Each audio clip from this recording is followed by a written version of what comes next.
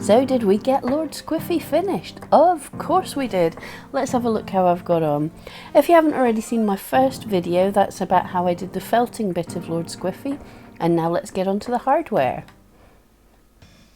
So I decided to make his metalwork parts in polymer clay. This is Sculpty, because I'd already done an experiment and found you could actually bake the parts of the needle felted stuff. You can bake that with the Sculpty. So I'm going to work on his tail. Now I haven't used polymer clay for many years. I'm talking about 30 years since I last used polymer clay. So it's a little bit rusty. So there's a lot of experiments going on here, as you'll see. But actually it turned out way better than I expected in the end. So initially my thoughts here on making his tail was I was going to roll out a flat piece slightly thinner at the bottom and thicker at the base of the tail and wrap that round the wire that I'd left behind for attaching the tail to.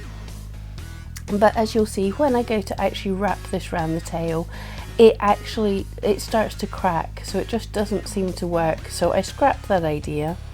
But I've seen in when I'm watching YouTube videos of other artists, I sometimes watch some polymer clay artists, and I quite often see them with bits like this.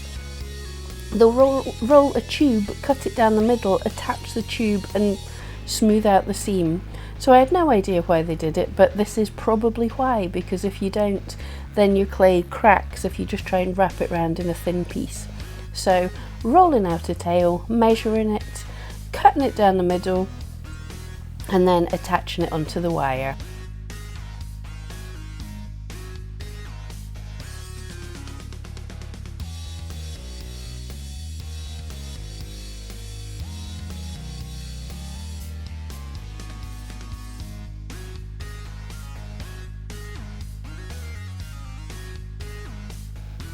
And all of these bits take a ridiculous amount of smoothing.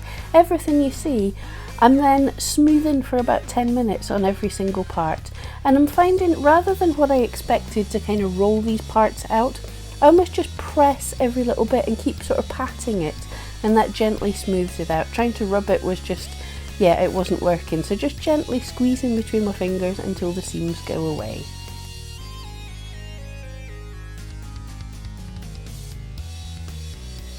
Now I know the little joint bits in this tail are actually balls. It's a way to articulate his tail as shown in the drawings, but I was just learning how to use this Sculpty. I was just figuring out how to use polymer clay. So what I went with, just made little rolls, little sausages, and I made dents into the area where I wanted them to go. So when I attached them round and smoothed them, they make almost kind of futuristic looking discs rather than actual balls, but still the final effect looked pretty cool.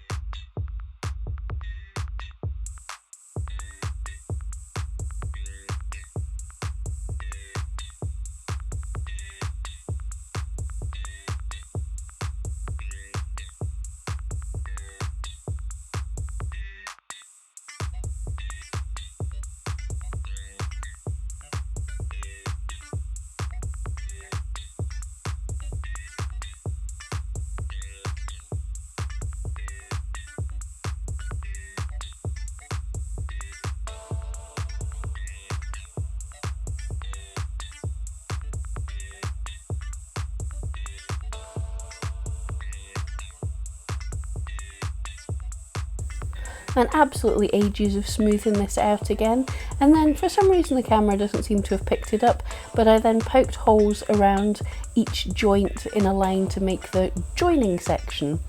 And then we're going to work on the legs, which is like a peg leg. There's a wooden section of the leg, so this is just going to be a really thin piece of polymer clay that I'm squeezing around the wire and just making into a really thin tube. And then I'm going to make the top attachment onto his leg and a nice simple foot.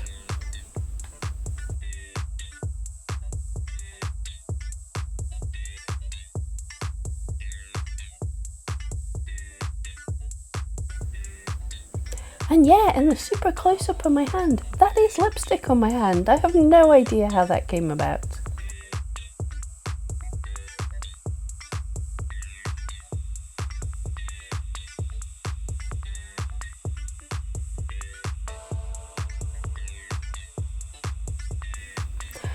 The foot, the paw is literally just a ball that I put on the top and then a little bit underneath to attach, and then smooth, smooth, smooth.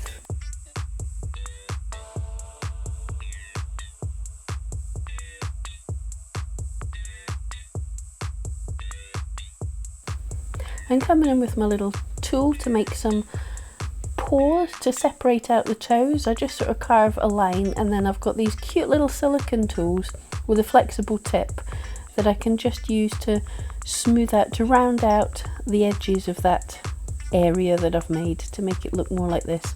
And this is how I made the holes in the tail as well, just using this pointed silicone tool just to work little circular holes in areas for screws so it can be attached to them, which is gruesome when you come to think about it.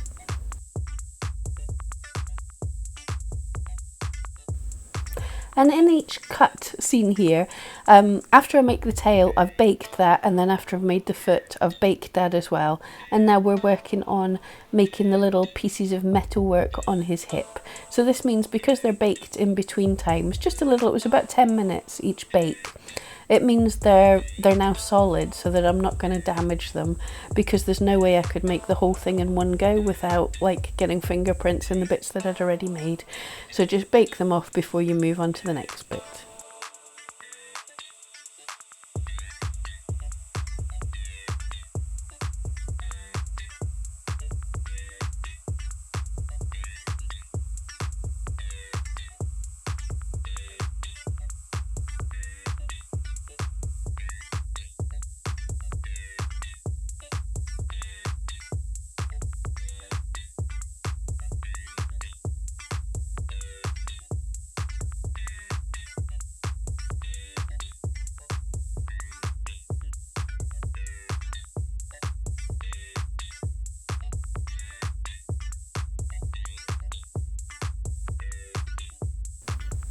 And to make his prosthetic ear, I'm making a rough triangular shape, and I've stuck a bit of wire into his head, just stabbed away a little hole, stuck a tiny thin piece of wire in there, and I'm just going to attach the wire to the earpiece so that at a later date I can fit them in that way. So just smoothing that out, making the ear shape, trimming it to size, and then adding all the detail, just guided by Emma's drawing.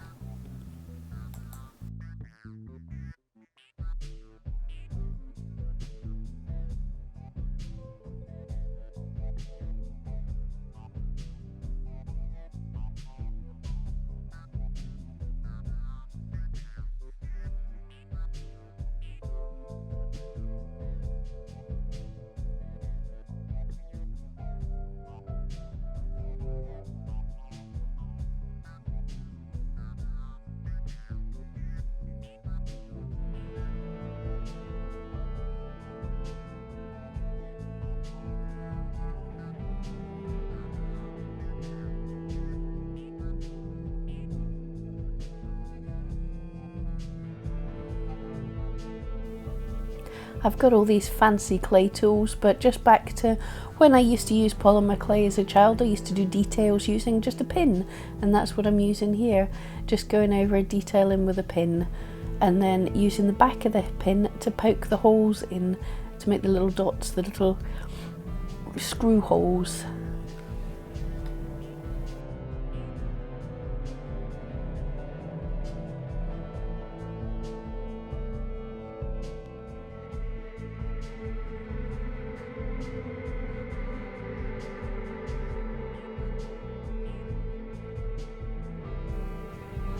And making the extra pieces of the metalwork that's going to come off his ears down his head a little bit to attach sort of the eye patch as well. Again, following the drawing.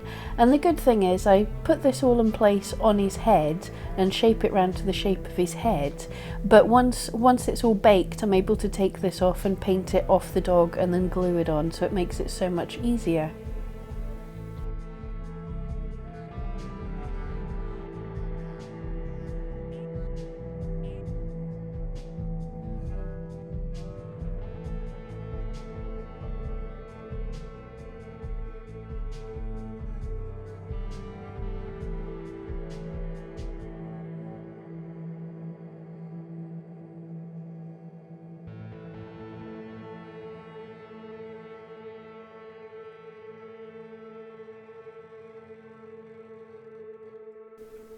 And a genius idea for me, as I realised the metalwork could go in, was I baked it with the pins in the pinholes to hold it curved to the right shape. So then we're going to go on and paint some of this. So I made a kind of a mix of brown and yellow here for the woodwork on his peg leg. Now if I was going to go back and do this again, I would make it more brown. When it finally comes out, when it's finished, this piece blends in with the other colours. I would have preferred this to look more woody and the other colours to look more brassy. Whoops, his leg's kicking everything over. And to make things easier with all the bits for his leg and his headpiece, I just stuck them onto a pin with a little bit of unbaked polymer clay, and this is just going to make it easier to paint them later. Now to make the brassy colour, I'm going with a bit of raw sienna, burnt umber, a touch of brown, and also I'm using some of these metallic acrylic paints that I have, just to hopefully give it a slight sheen. I also considered maybe once it was finished painting, I didn't want to gloss it or varnish it, but I was thinking about maybe using beeswax or something to wax it.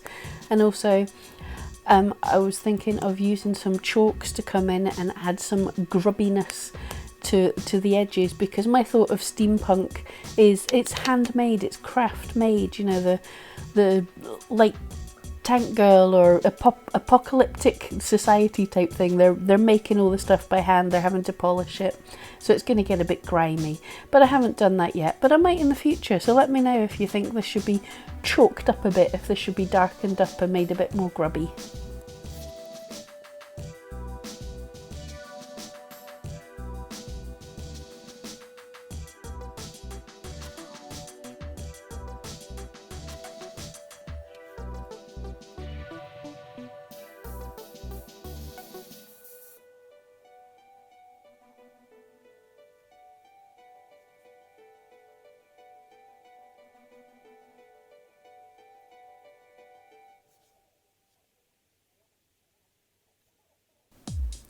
And I'm just adding a tiny bit of brown in the corners, like I said, just to make it look a little more grimy, but not so much, you know, blending it out a bit so it's not too obvious.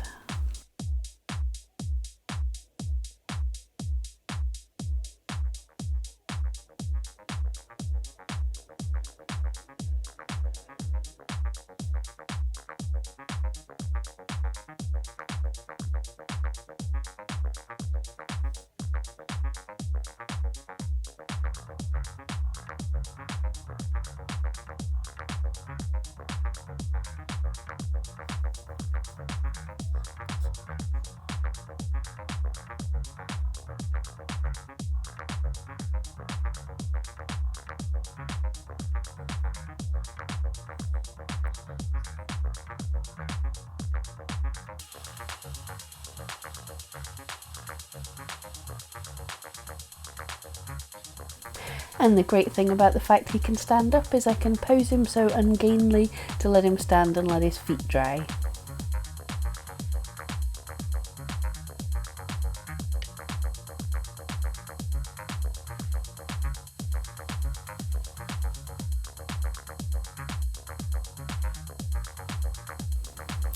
Ooh, super close up on my hand wrinkles, just what you wanted to see. But I thought, as in Em's signature she has the paw print, I thought add the little detail of just painting the paw print to the bottom of his paw here, and it's not something that anyone's going to see, but it makes me feel happy.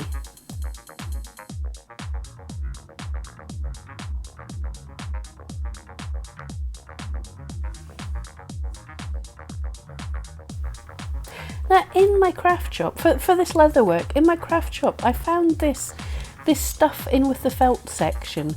It feels kind of rubbery. They just called it felt, which it clearly isn't. But it's got a bit of a texture. It looked kind of suede-y to me. So all I'm doing is cutting that into strips, and I'm just going to use this for the leatherwork sections. And as you'll see, I just used some brass jump rings to connect everything together, and I'm using some Loctite glue. So I just thread the jump ring through the strip of whatever this stuff is. We drop a Loctite, fold it over. It is super fiddly, but it gets a bit easier with time. So once I get the hang of it, fold it over, and Everyone, just take a minute to cheer the fact here that I didn't at any point glue my fingers together. I was super impressed with that. And the glue is fantastic. Literally hold it together for a second and that's it, held together. So I'm just using Em's drawing as a guide. I just make a kind of harness based on what I see in her drawing and imagining a wee bit to make little pieces, attach them all together just all in the same way.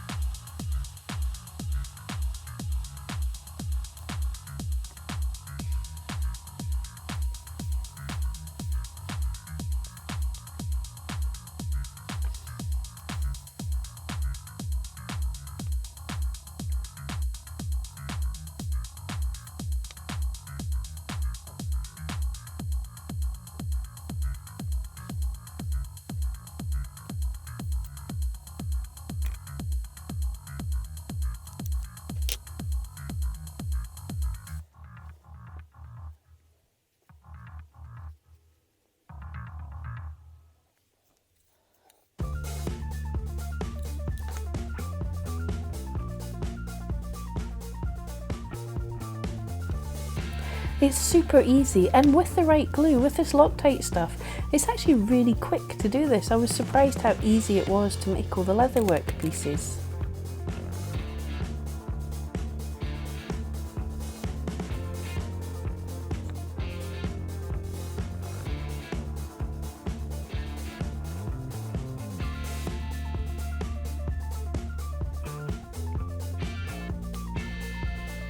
Now in the background are some of the painting shots.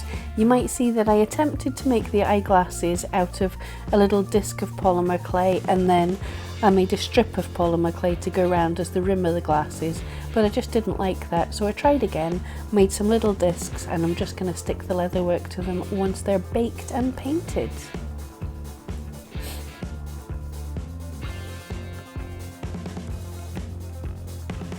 And with the super close-up camera angle, do I ever knock the camera? Oh yes.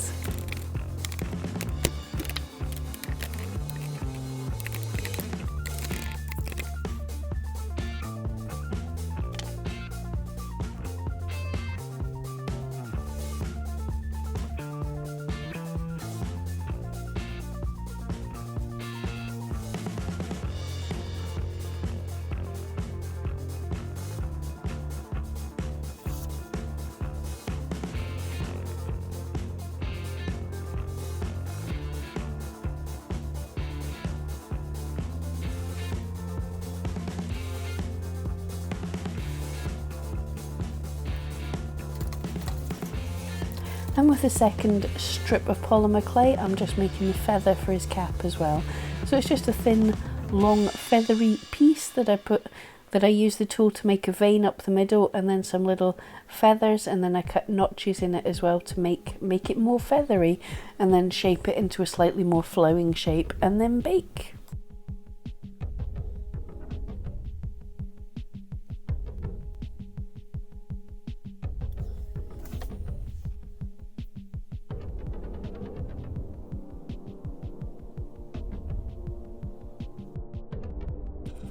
Now to glue the leg bits on and the headpiece. Ever so simple. This glue is so quick. Just put a wee drop on, push nice and firmly into the leg, and there it is, it's stuck.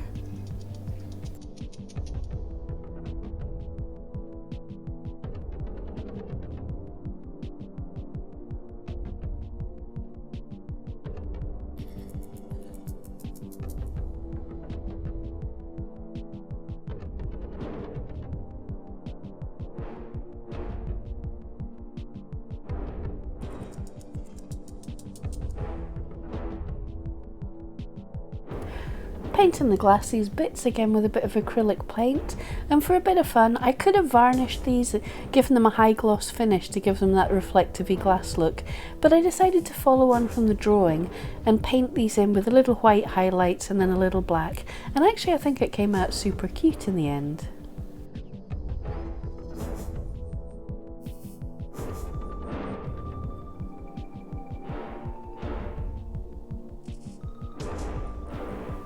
and sticking this fuzzy fleece round the glasses. The effect worked so much better than I actually expected it to, so I'll definitely be doing this again in the future. And it's really simple, just glue one end on, wrap it round, adding a touch of glue, carefully holding it so not to stick my fingers to any of it, and then trimming the piece to fit, gluing it down.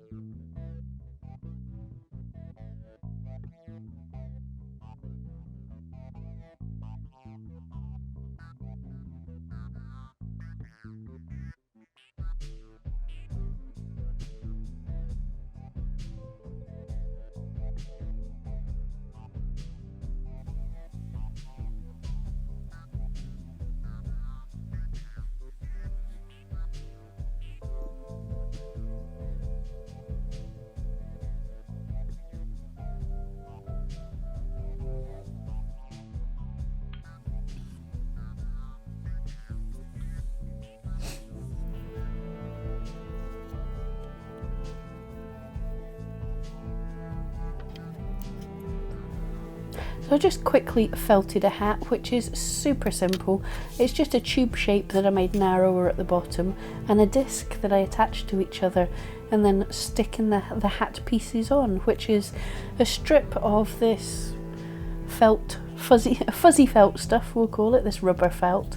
Strip of this around the base of the tube, and then gonna attach the feather and attach the two supposed to be purple glasses pieces, but unfortunately they came out a bit more red, but they still look really cute, I think, in the end. And the glue worked so well. I just extra flooded the bit for adding the feather because of the bit of the weight there. I did worry that it was going to not stick too well, but it stuck fantastically well.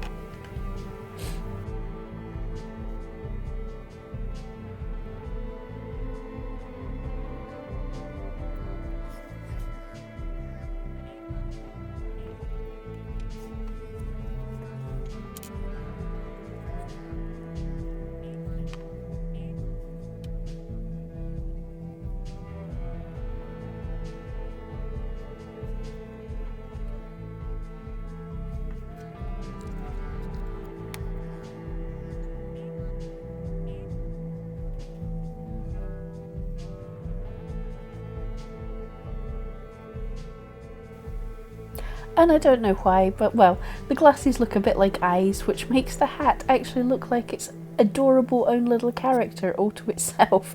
It just made me chuckle. It's so cute.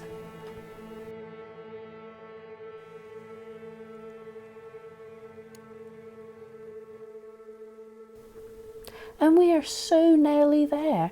Gluing the eye on and adding the tiny bits of leather to make it like an eye patch attached to the earpiece, which has been glued in place as well.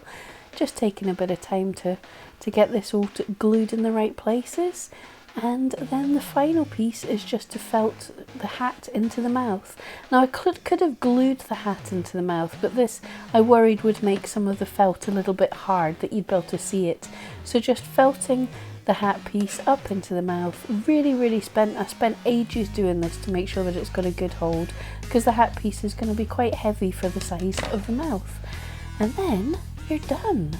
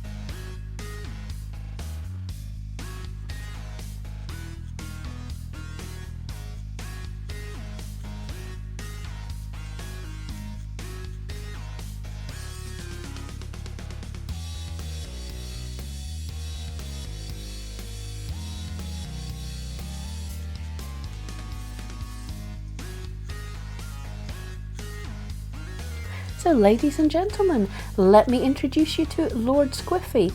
I'm so pleased with how he came out and super happy that Emma let me make this sculpture of him. I'll leave links to her work in the comments and description of this video, but thank you so much for joining me. Don't forget to check her out as well, and I'll see you next time.